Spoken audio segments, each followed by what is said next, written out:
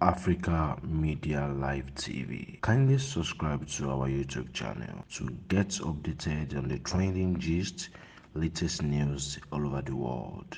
Like our page, subscribe, and share with friends. Thank you.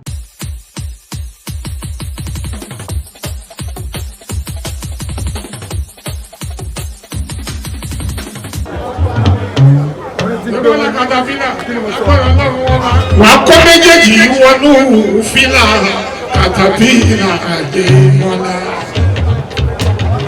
wà á kó tẹ̀lé wa wọnú fìlà katapila àbíyọ́lá wà á lọ́jọ́ fákọ̀bí aṣíwájú ọ̀gá mi katapila.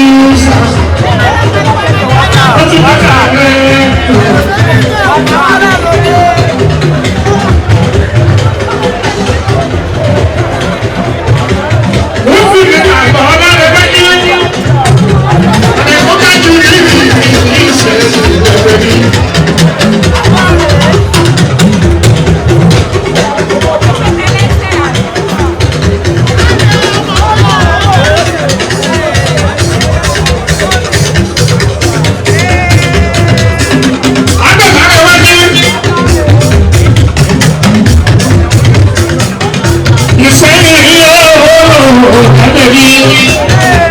Africa Media Live TV. Kindly subscribe to our YouTube channel to get updated on the trending gist, latest news all over the world. Like our page, subscribe, and share with friends. Thank you.